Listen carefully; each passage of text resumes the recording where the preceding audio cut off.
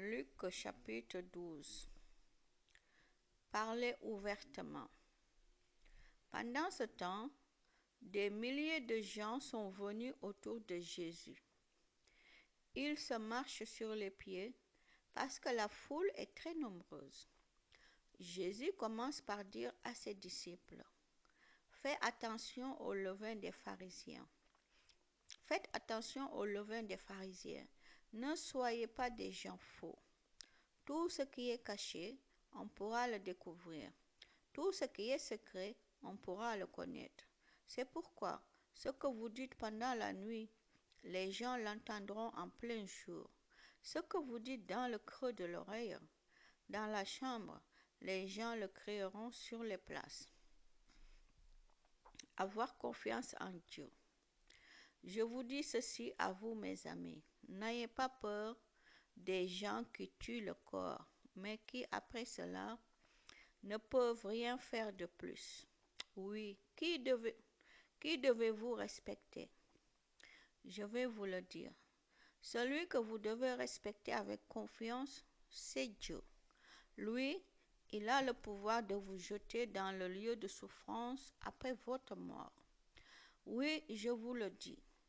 C'est lui que vous devez respecter avec confiance. Est-ce qu'on ne vend pas 5 petits oiseaux pour presque rien? Pourtant, Dieu s'occupe de chacun d'eux. Il connaît même le nombre de vos cheveux. N'ayez pas peur. Pour Dieu, vous êtes plus important que beaucoup de petits oiseaux. L'Esprit Saint aide les disciples à parler devant les hommes.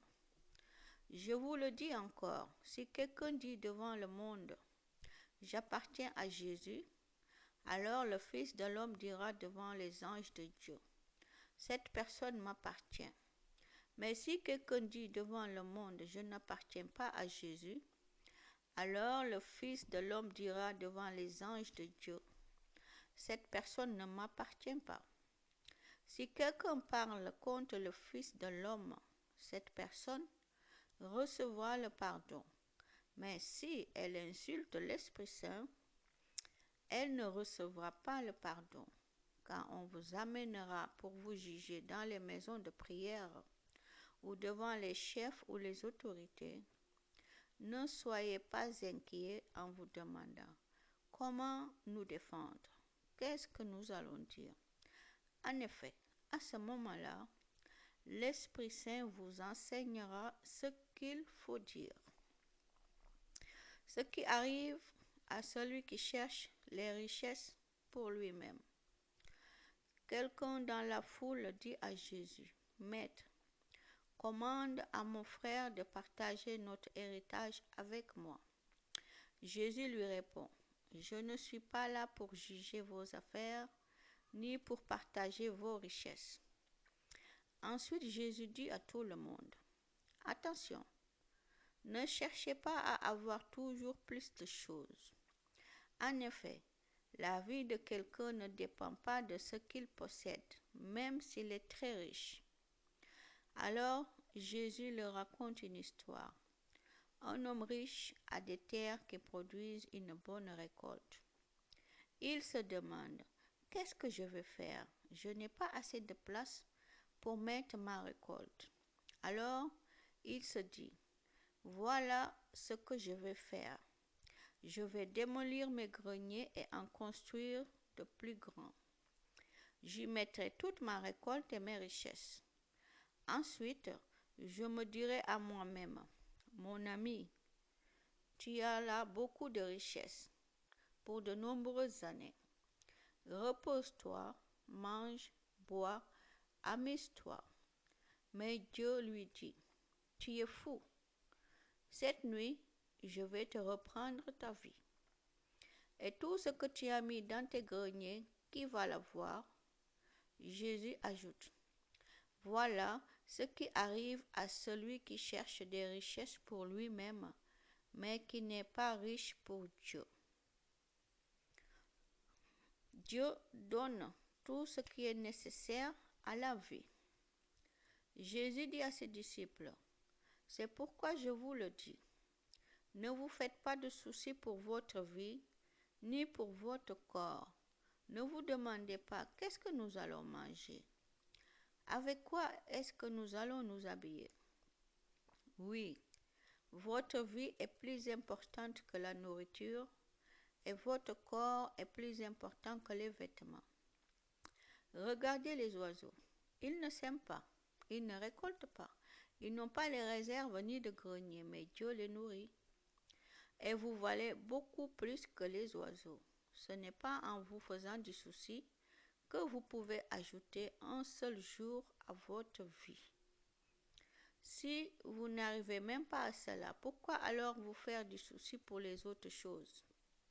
Observez les fleurs des champs. Regardez comment elles poussent. Elles ne filent pas et elles ne tissent pas. Pourtant, je vous le dis, même Salomon, avec toute sa richesse, n'a jamais eu de vêtement aussi beau qu'une seule de ses fleurs. L'herbe est aujourd'hui dans les champs et demain on la jettera au feu. Et pourtant, Dieu l'habille de vêtements magnifiques. Vous qui n'avez pas beaucoup de foi, vous pouvez être sûr d'une chose, Dieu en fera au moins autant pour vous. Et vous ne cherchez pas ce que vous allez manger ou ce que vous allez boire. Ne soyez pas inquiets.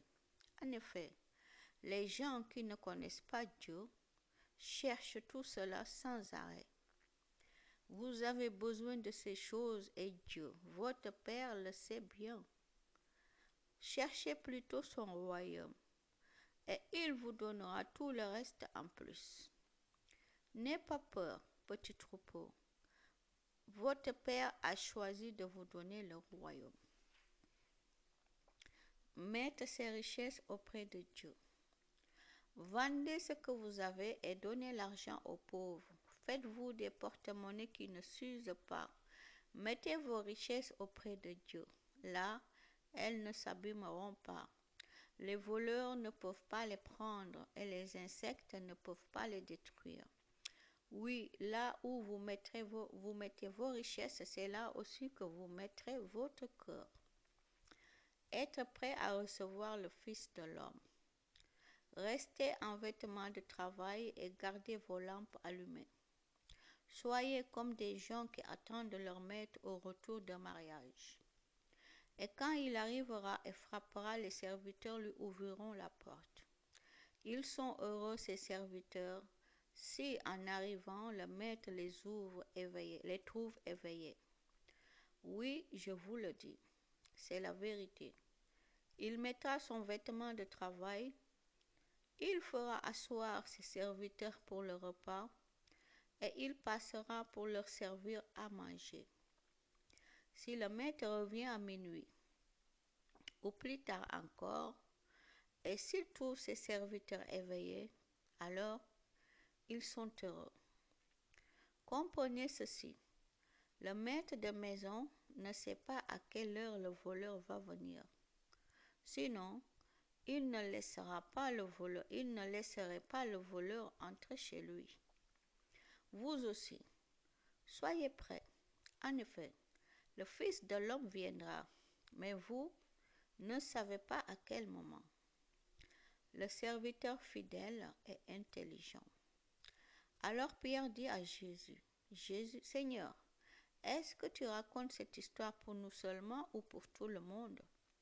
Le Seigneur lui répond, le serviteur fidèle et intelligent, qui est-il? C'est celui auquel le maître a dit, je te confie ce travail. Donne à manger aux gens qui sont à mon service au bon moment. Il est heureux ce serviteur, si son maître à son retour le trouve en train de faire ce travail. Vraiment, je vous le dis, le maître lui confiera toutes ses richesses. Mais supposons ceci, le serviteur se dit, mon maître ne revient pas vite, et il se met à frapper les autres serviteurs et les servantes. Il mange, il boit, il devient ivre. Alors le maître viendra un jour où son serviteur ne l'attend pas.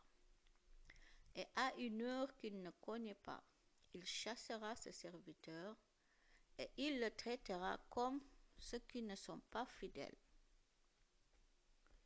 Ce serviteur sait ce que son maître veut, mais il ne prépare rien et il ne fait pas ce que son maître veut. C'est pourquoi on lui donnera beaucoup de coups.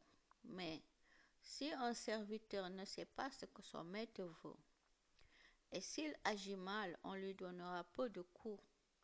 Si on donne beaucoup de choses à quelqu'un, on lui demandera aussi beaucoup. Si on confie beaucoup de choses à quelqu'un, on lui demandera encore plus. Jésus n'est pas venu apporter la paix, mais la division. Je suis venu apporter un feu sur la terre et je voudrais vraiment qu'il soit déjà allumé. Je dois recevoir un baptême et j'attends avec grande impatience que cela se réalise. Ne pensez pas que je suis venu apporter la paix sur la terre. Au contraire, je vous le dis, à cause de moi, les gens ne seront pas d'accord entre eux. À partir de maintenant, quand 5 personnes vivront dans la même maison, elles ne seront pas d'accord. Elles seront 3 contre 2 et 2 contre 3. Le Père ne sera pas d'accord avec le Fils, et le Fils ne sera pas d'accord avec le Père. La mère ne sera pas d'accord avec la fille, et la fille ne sera pas d'accord avec la mère. La belle-mère ne sera pas d'accord avec la belle-fille, et la belle-fille ne sera pas d'accord avec la belle-mère. Faire à temps ce qui convient. Jésus dit encore aux foules, quand vous voyez un nuage venir de l'ouest, vous dites tout de suite, il va pleuvoir. Et c'est ce qui arrive. Quand le vent du sud souffle, vous dites, il va faire chaud. Et c'est ce qui arrive. Homme fou, en regardant la terre et le ciel, vous savez quel temps il va faire. Et les choses qui se passent maintenant, vous ne savez pas ce qu'elles veulent dire. Pourquoi? Vous ne jugez pas par vous-même ce qu'il convient de faire. Pourquoi donc? Par exemple, quand tu vas devant le tribunal avec ton adversaire, essaye de te mettre d'accord avec lui pendant que vous êtes en route. Sinon, il va te traîner devant le juge. Le juge va te livrer à la police et les policiers vont te jeter en prison. Je te dis une chose, tu ne sortiras pas de là si tu ne paies pas tout l'argent que tu dois. Gloire à Jésus, amen.